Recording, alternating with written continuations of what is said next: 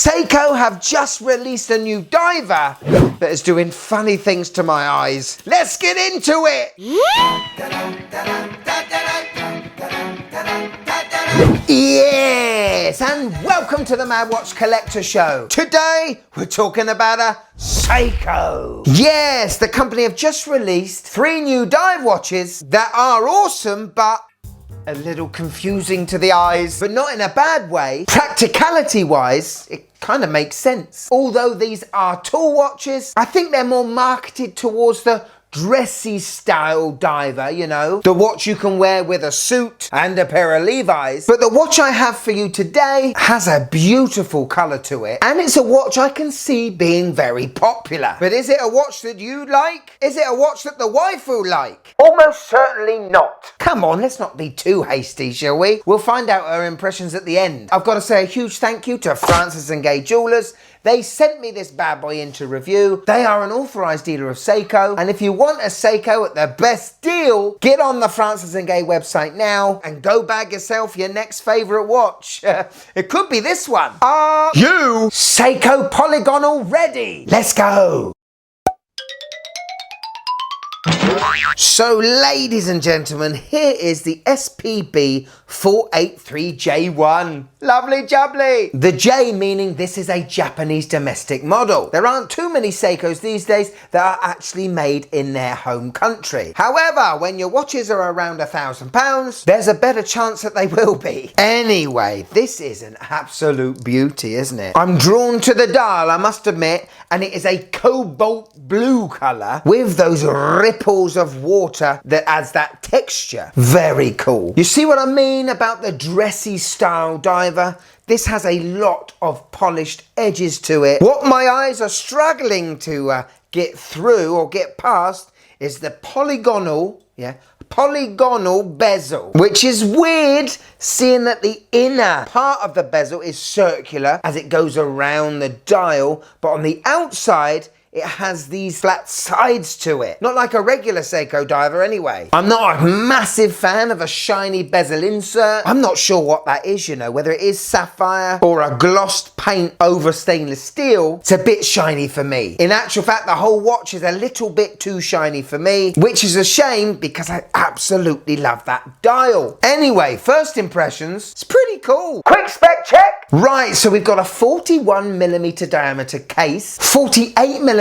lug to lug, 13mm thick, and a strapaholic 20mm lug width. Decent dimensions, aren't they? This is going to fit most wrists, and because of the way the bezel is shaped, I think it's going to look a little bit bigger on wrist than it actually is. The dial is protected by a domed sapphire crystal. Yes, we're in the £1,000 territory with Seiko people. You get sapphire most of the time. Screw down crown at 3 o'clock. That is protected by these crown guards, and a screw down case back that gives this watch 300 meters of water resistance. Yes, it may be dressy, but it's a dressy diver that can do a job. And as this is ISO certified, well, I mean, there are going to be some glamorous divers under the water. And even though it's very dressy looking, we do actually have drilled lugs. Well done, Seiko, you dressy diver son of a gun. Onto the bracelet, and this is where the dressy diver theme continues. We do have solid end links with protruding, shiny polished mid links. They are held together using pin and collars, which is darn fiddly. I question the clasp a little bit. This is a dive watch, ISO certified. However, the clasp isn't very big, with only 2 micro adjusts. The clasp is milled. It has a great security flap and is very nice to operate. Now listen, I have just seen a diver's extension on this bracelet, but I cannot for the life of me understand how to open it up. But I mean, which is surprising as I've had a lot of Seikos in my time, but I honestly cannot understand how to open it. If you've got one of these watches with this little diver's extension, drop out to open it in the comments below. Onto a bit of a niggle, I'm afraid. Now listen, look how low the end link drops into the case, which exposes the insides of the lugs. Now I don't like this at all. It feels like the bracelet doesn't actually fit in the case. What it's done is left a horrible sharp corner at the top of the lug. I don't like the way the end link fits in this case at all.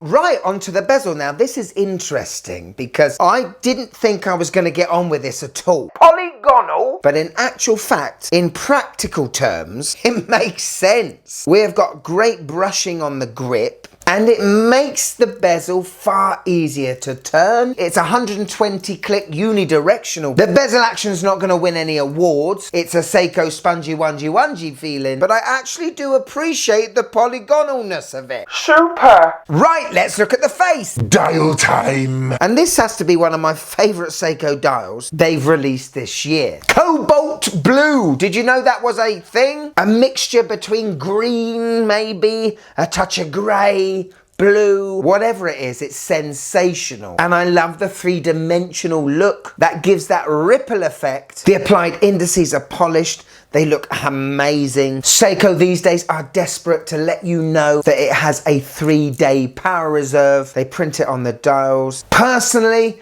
I don't like the date windows Seiko are doing these days. They did it with the newly released 62 mass watches, and they've done it with this, a small circular window in between the 4 and the 5 marker. It's subtle, I'll give them that, but why must Seiko continue to feel the need to put a date window in their watches? The dial on the whole is lovely. Could you just click that like button, please? It really helps the channel. Thank you. So we've got lume on the hands, lume on the hour markers, and lume on the bezel pip on this glossy, glorified bezel insert. Out of 10, how much does this puppy glow?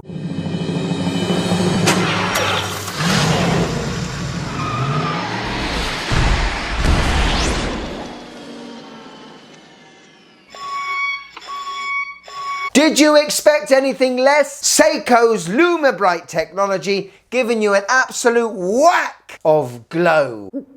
So this puppy is powered by a Seiko automatic 6R55 movement, sweeping away at 21,600 beats per hour, so a 3 Hertz movement, 24 joules, and has a power reserve of 72 hours. I personally don't give two monkeys on the 72 hours of power reserve. 48 is enough for me, but these days Seiko feel it's a refinement having a higher power reserve. This is the movement that rivals the H10 of Hamilton, and it will do a great job. The service intervals will be at least 10 years. Just a great workhorse, really. On my 6.5-inch wrist, and this is a very cool looking, unusual Seiko diver. There's no doubt about it, this one has been made to show off. Get on that yacht, sir, and show off your coastal line polygonal bezel watch. It's certainly too blingy for me, but I keep going back to that awesome dial. It's an incredible colour. I'm not sure if it goes perfectly well with the bezel insert, seeing as though that's very polished and the dial is very matte. The colours don't massively match, but the finishing on it is fantastic. I am starting to get used to that funny looking bezel shape. So there we go, the SPB 483J1. What do you guys think? Well, for me, first of all, for £1,000, you are getting a lot for your money in terms of Seiko. You are getting a level of finishing I have not seen unless you spend another £500 to £1,000. I think there is more done to this watch than the new 62 mass watches. That has the same movement inside, but are not finished to this standard. And I guess there's a reason for that. This watch does not have any historical gravitas, you know? So in order to pull in the watch enthusiasts, they've got to give them something a little bit extra that the historical reissues just don't have. The two big pluses for me is one, the dial. Love the colour and love the texture, and I was surprisingly happy with the polygonal shape when it comes to actually operating it. That being said, Seiko are really doing a good job playing with my eyeballs, because the lume pip on the bezel insert that is circular seems a bit off now because the bezel is not circular. Do you see what I mean? I don't know whether that needed to be triangular or an actual polygon. For me, it's too blingy. There are too many polished parts to this watch. The main part being that bezel insert. Just not for me. But the big letdown has to be the way the end links fit inside the case. I don't like the sharp edges that are exposed on the lugs. It doesn't look like it fits right.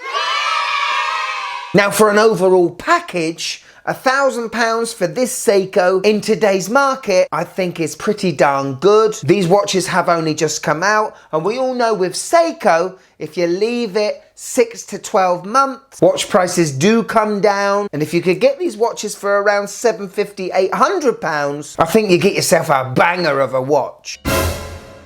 So here we are, my wife's first impressions of the SPB 483. Haha! God, this is weird. Reminds me of a spider's web. Don't like the shape, the colour's weird, and I just keep getting spiders vibes. She must mean how the bezel insert markers go into and are in line with the indices of the dial, and that's what makes a web, must be. And also the polygonal shape maybe, but spiders, huh? Thank you so much to Francis and Gay for sending this in. I'll be shipping this back to you pronto. If you have watched to this point, why don't you click here and join? It'll be great. But if I've got you for a few more minutes and you want to keep my algorithmic monkey a-swinging, why don't you click this one? This one is, ho-ho! This is lovely. One of my favourites, no doubt. I mean, it's best for viewer, but no doubt this is one of your favourite ones. Go on, click it. Click it. Click it!